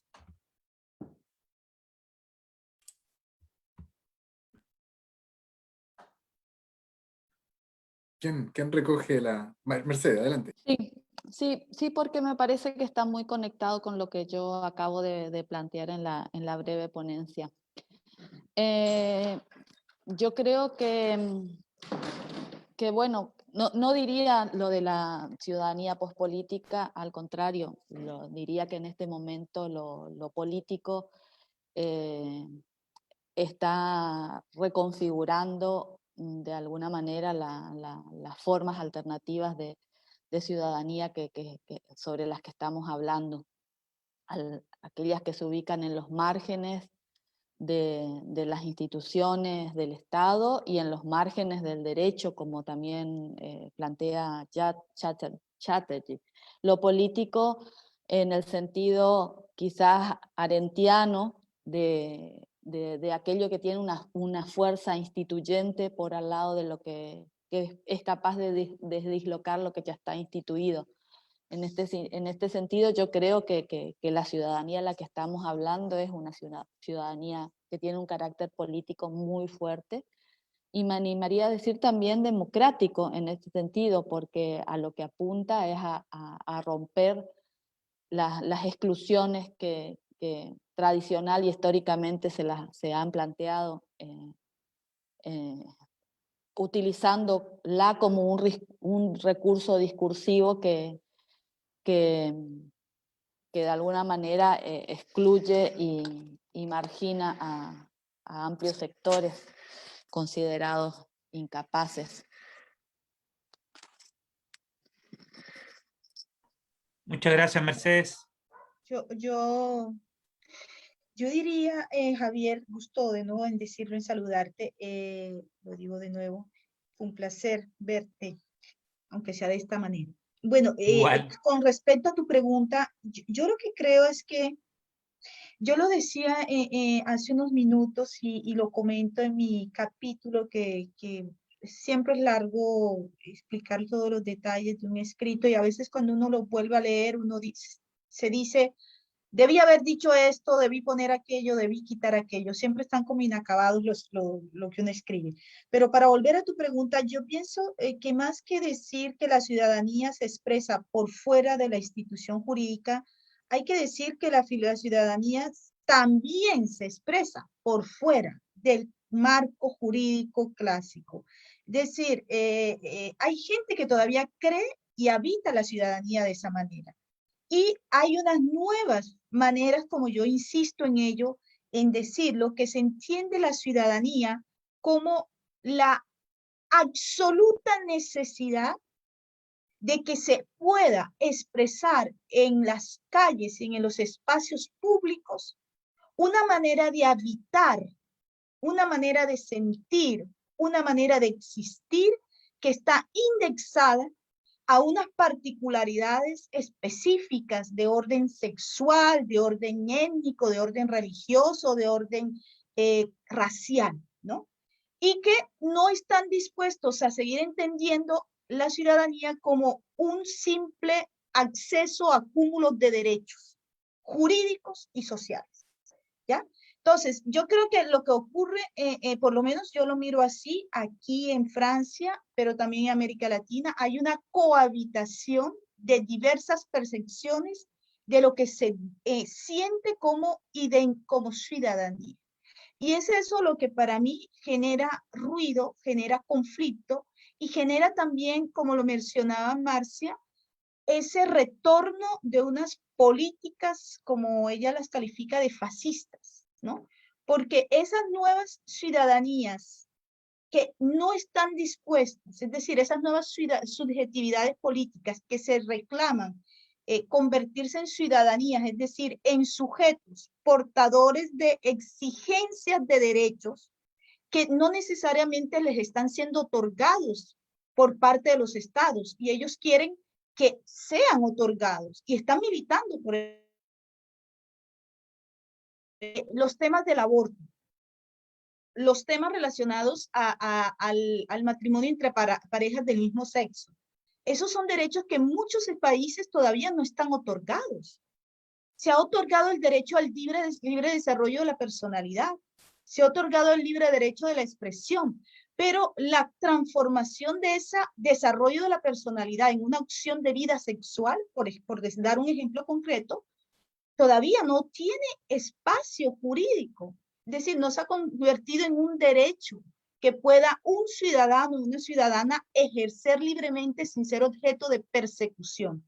Yo personalmente, cuando pienso en la ciudadanía, la pienso teniendo en cuenta ese marco jurídico, ¿no? Y contrastando ese marco jurídico que es el que impera, porque por supuesto que uno quisiera poder viajar de un lugar a otro, lo decía Marcia hace poco, y sentirse pertenecer, pero Marcia lo decía al mismo tiempo, no es suficiente con poder viajar, porque incluso, si te entendí bien, Marcia, incluso tú tienes un pasaporte que te permite ir a Italia, pero hay una cuestión de la pertenencia, una construcción que tú has, una cosa que tú has construido en el territorio nacional donde tú habitaste, y que no se construye de la noche a la mañana. Entonces, a pesar de que podamos y queramos hacer abstracción de ese marco jurídico dado por la condición de nacionales dentro de un territorio que nos nos ofrece la condición de ciudadanía, la realidad es que no es fácil suprimir eso. Porque al lado de eso también está esto otro, está esta pertenencia cultural, esta construcción de pertenencia al territorio, que tampoco es sencillo reconstruirla en otro momento, en otro lugar. Les voy a dar un ejemplo. Yo llevo 20 años aquí, yo soy ciudadana francesa, pero yo nunca seré una francesa. Y aquí los franceses jamás me mirarán como una francesa. Yo tengo todos los derechos de voto. Yo ejerzo mi ciudadanía. Y nadie me persigue, afortunadamente, con relación al caso particular de Marcia, pero eso no significa que culturalmente yo haré parte de esta ciudadanía, ¿ya? Entonces, por eso yo insisto mucho en la necesidad de mirar los diversos registros de la ciudadanía, las ciudadanías sociológicas, las ciudadanías jurídicas, las ciudadanías antropológicas. Es una pista que yo estoy explorando, no significa que esté completamente atinando lo que digo, para nada. Son más bien interrogantes que yo lanzo y que son interrogantes que me hago yo misma, ¿no? Y que me estoy como cuestionando sobre estas cosas yo misma y que pongo aquí como a consideración también de ustedes. Muchas gracias, querida Muy bien. Angélica. Vamos a continuación a dar la palabra, tal vez para ir cerrando ya esta primera parte, a Gerardo Ubilla. Gerardo, si por favor puedes encender eso, tu cámara y micrófono. Adelante, Gerardo. Hola, Cristian. Gracias por la instancia. A ver, directo a Marcia. Marcia Tiburici.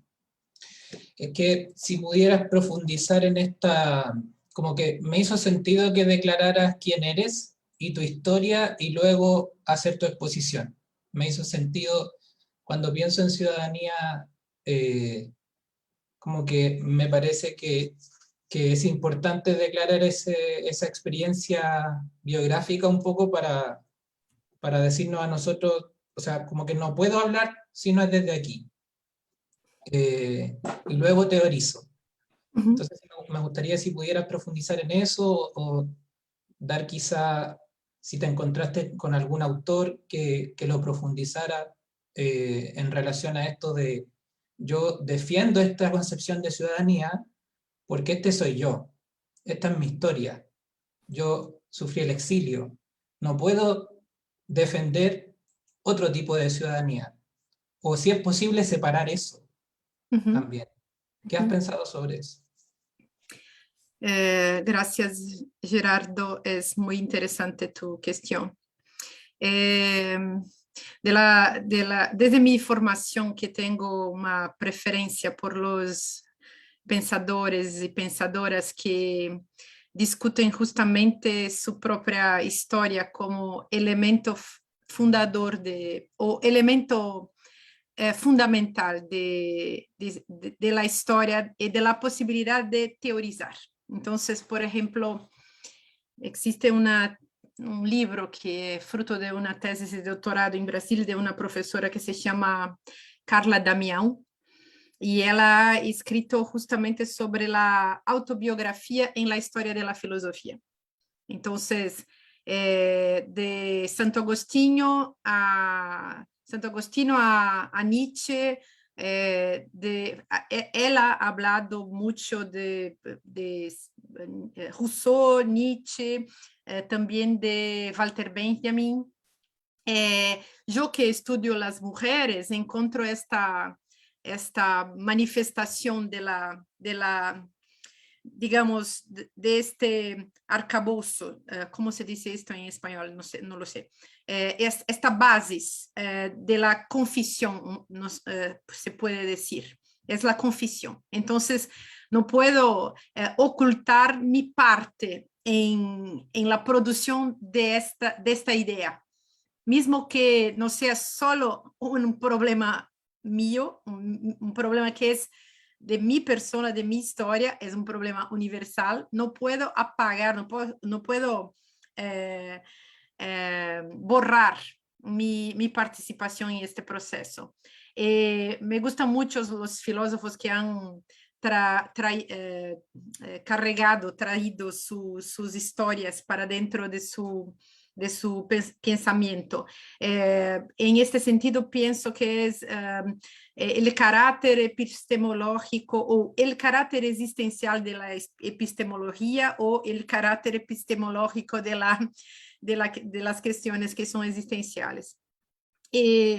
Entonces, tengo que decir esto. Por otro lado, he escrito muchos libros sobre el Brasil desde 2015, cuando percibí que el fascismo se aproximaba de nosotros. Escribí un libro que se llama Cómo conversar con un fascista, que fue un problema en mi vida. Después de este libro, que es una especie de crónica, no sé si se puede decir crónica en español, pero es un estilo de exposición narratológica, una forma de hacer literatura incluso. Yo soy una escritora, escribo romances, por ejemplo, escribo short stories y cosas como esto. Entonces, esta marca de la cuestión de la escritura es muy fuerte para mí. Es siempre un ejercicio que envuelve decirme, pero decirme también como una persona que hace parte de una tradición que es la tradición del feminismo. Y en la historia del feminismo es esto que comprendemos, que es necesario narrar a sí misma, es absolutamente necesario salir de la tercera persona o por lo menos constantemente hacer este ejercicio de transitar entre la tercera persona, el universal y al mismo tiempo esta otra perspectiva que es de hablar de sí y colocarse en primera persona, en este sentido de dar el testimonio. Esta es mi cuestión. Me toca mucho hablar de esto porque creo que no es una cuestión que se puede simplemente dejar de lado. Tengo un colega, por ejemplo, brasileño que vive en Francia también en esta situación precaria de ser un exilado. Pero no le gusta contar esto. ¿Por qué? Porque es un hombre, porque tiene miedo de ser la víctima. Yo no tengo miedo de ser la víctima. Detesto la conmiseración, mas es verdad, no puedo negar que soy una víctima también. Embora no sea soy mucho más una cobaya que una víctima, pero no puedo también apagar borrar esta cuestión de la condición de víctima. Es muy duro personalmente cargar este tipo de condición. Entonces pienso, soy una profesora de filosofía, soy una persona que escribió un montón de libros para tentar esclarecer las cuestiones que me tocan, que pienso que son importantes y que constituyen lo que puedo llamar de mi obra. Pero no puedo hacer esto sin atravesar y sin tensionar lo que es más difícil para mí misma, para yo misma. Entonces, tengo que hablar de lo que no es bello, de lo que no es mejor para mi currículum. Podría decir, soy una profesora en París 8, invitada porque soy una genia. No es verdad. Estoy acá porque soy una profesora perseguida. Eu vou dizer que sou uma gênia, a preferida de los franceses. Não sou uma professora perseguida. É fato, é hecho que tenemos que hacer frente a esto. Entonces, pero existen verdaderamente, yo pienso, existe una tradición, existe sí muchos otros pensadores con los cuales podemos dialogar para pensar esto. En mi vida, mismo Teodoro Adorno, yo he estudiado mucho mi máster y mi doctorado, yo lo hice trabajando con los textos de Teodoro Adorno, y esta cuestión de la filosofía del testimonio para mí es importante. Evidentemente, vivo una condición que es de una profesora blanca de filosofía que tiene protección. No soy una mujer negra que habita en una favela del Río de Janeiro. No soy Marielle Franco que está muerta. Soy una profesora blanca. Y por tanto, el mundo, el sistema providencia privilegios para mí, o derechos que otras personas no terán. Marielle Franco ha sido muerta, asesinada, porque era negra, porque era política, defensora de los derechos humanos, negra, lésbica, de la favela, de la periferia. Yo soy otro cuerpo que en este sistema tiene otro lugar, pero no puedo también borrar esto. Entonces pienso, si somos defensores de la verdad, si somos personas que buscamos metateóricamente la verdad, tenemos que buscarla también en la práctica. Entonces esto es la cuestión complicada. Tenemos que poner todas las cartas en la mesa, como se dice esto. Tenemos que dejar todo claro, límpido, translúcido, a mostra, y a partir de esto enfrentar la realidad. Es esto que pretendo cuando hablo esas cosas todas, cuando escribo mis libros. No lo sé dónde esto va a llegar, pero si tendré que tomar cicuta en el futuro, no hay problema. Gracias. Muchas gracias, Marcia. El profesor Enrique Muñoz ha pedido la palabra. Por favor, Enrique, porque estamos muy justo al punto, por favor. Sí. No, breve. Bien breve y bien claro, bien preciso. Solo primero a Marcia, muchas gracias por tu testimonio honesto, valiente y también reflexivo. Y en relación con la mesa tengo una pregunta bien concreta. Al escuchar a cada uno de ustedes, uno deduce y entiende y comprende e interpreta que la ciudadanía es histórica, es contextual, es una categoría dinámica, por lo tanto está siempre en tensión y es desafiante. En eso, la pregunta para cada uno de los de la mesa, ¿qué concepción o categoría de su ciudadanía es pertinente para los desafíos que enfrenta, los desafíos actuales que tiene América Latina y los desafíos futuros? Esa es mi pregunta. Muchas gracias, Enrique. Tal vez Ariel o Mercedes, que no han tenido la oportunidad todavía de interactuar.